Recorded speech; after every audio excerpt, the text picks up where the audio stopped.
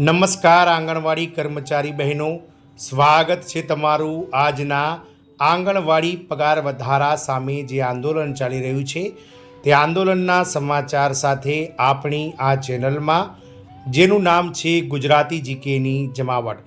તો આ રાજ્ય સરકારના આંગણવાડી કાર્યકર બહેનો છેલ્લા 22 દિવસથી સરકાર સામે પ્રદર્શન કરી રહ્યા છે।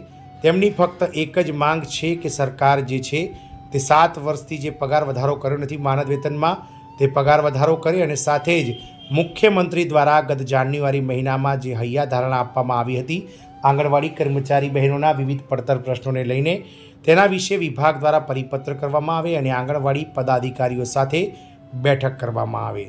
પરંતુ સરકાર દ્વારા જે છે તે 22 દિવસથી જે આંગણવાડી કેન્દ્રો બંધ છે, આંગણવાડીની ઓનલાઈન અને ઓફલાઈન તમામ પ્રકારની કામગીરી પણ બંધ છે, તેમ છતાં કહી શકાય કે આ આંગણવાડી કર્મચારીઓની રાવ સાંભળવા સરકાર તૈયાર નથી। તો 22 દિવસે પણ સરકારી કહી શકાય કે સરકાર આંગણવાડી કાર્યકરોના વિરોધ સામે જોઈ નથી રહેતી।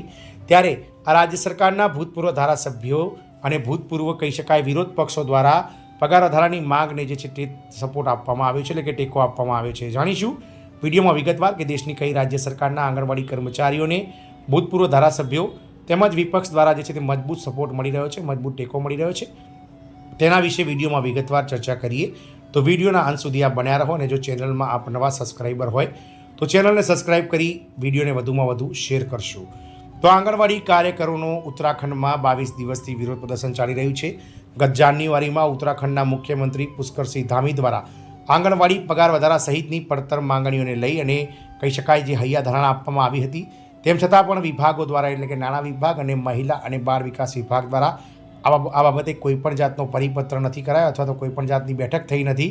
આથી કર્મચારી બહેનો દ્વારા 1 એપ્રિલથી તાળાબંધી આંગણવાડી કેન્દ્રોને કરવામાં આવી છે અને તમામ પ્રકારની ઓનલાઈન અને ઓફલાઈન કામગીરી બંધ કરી અને આ કર્મચારી બહેનો વિરોધ પ્રદર્શનો કરી રહ્યા છે। વિવિધ જિલ્લા કક્ષાઓએ તેમજ વિવિધ કહી શકાય સચિવાલય ખાતે પણ દહેરાદૂનમાં પણ વિરોધ પ્રદર્શન પર તમામ રાજ્યના 98% કરતાં વધારે આંગણવાડી કર્મચારી બહેનો આ વિરોધ પ્રદર્શનમાં જોડાયા છે। ત્યારે આ ઉત્તરાખંડના ભૂતપૂર્વ ધારાસભ્ય લલિત વરસાવાએ આ પગાર વધારાની માંગમાં જે આંગણવાડી કાર્યકર બહેનો વિરોધમાં ઉતર્યા છે તેને કહી શકાય કે ટેકો આપે છે અને તેમને પણ પગાર વધારાની માંગ કરી છે।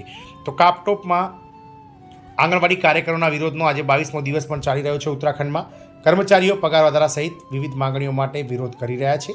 આ દરમિયાન ઉત્તરાખંડના ભૂતપૂર્વ ધારાસભ્ય લલિત ફરસવાન વિરોધ સ્થળ પર પહોંચ્યા અને વિરોધ કરી રહેલા કાર્યકરોનો પોતાનો ટેકો આપ્યો હતો। ફરસવાને જણાવ્યું હતું કે આંગણવાડી કાર્યકરોનો વિરોધ સંપૂર્ણપણે વ્યાજબી છે।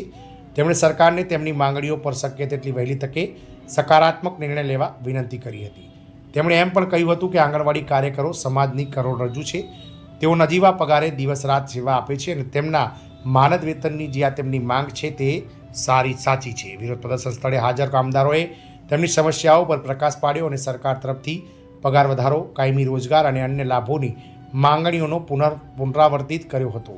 તેમણે સ્પષ્ટ કર્યું છે કે જ્યાં સુધી તેમની માંગણીઓ પૂર્ણ ન થાય ત્યાં સુધી આ રીતે જ વિરોધ પ્રદર્શન ચાલુ રહેશે। ભૂતપૂર્વ ધારાસભ્ય ફરસવાને કામદારોને ખાતરી આપી હતી કે તેઓ આ મુદ્દો ઉચ્ચ સ્તરે ઉઠાવશે અને સરકાર સુધી કામદારોનો અવાજ પહોંચાડવા માટે શક્ય તેટલું બધું જ કરશે। આમ ઉત્તરાખંડમાં 22 દિવસથી ચાલી રહેલો આંગણવાડી કર્મચારી કાર્યકર તેડાગર બહેનોનો જે વિરોધ છે તે હવે ચરમસીમાએ પહોંચી ગયો છે। ગતરોજ રાજ્યના મુખ્ય સચિવ શૈલેષ બાગરા સાથે આંગણવાડી પદાધિકારીઓની જે બેઠક યોજાઈ હતી તેમાં ફરીથી જે છે તે વાયદા અને ઠાલા વચનો આપવામાં આવ્યા હતા। આથી કર્મચારી બહેનો જે છે તે હવે પરિપત્ર સાથે સરકારની જે કહી શકાય કેબિનેટ બેઠકમાં જે છે તે માંગ જે છે આ કર્મચારી બહેનોની તે સરકાર રજૂ કરે તેવી માંગ સાથે આ કર્મચારી બહેનો વિરોધ કરી રહ્યા છે। જોવાનું એ રહેશે કે 22 દિવસથી ચાલી રહેલું આ અડગ આંદોલન ક્યાં સુધી ચાલશે અને સરકાર ક્યારે ઘૂંટણીએ પડશે, એ તો સમય જ બતાવશે। જય હિન્દ, અસ્તુ।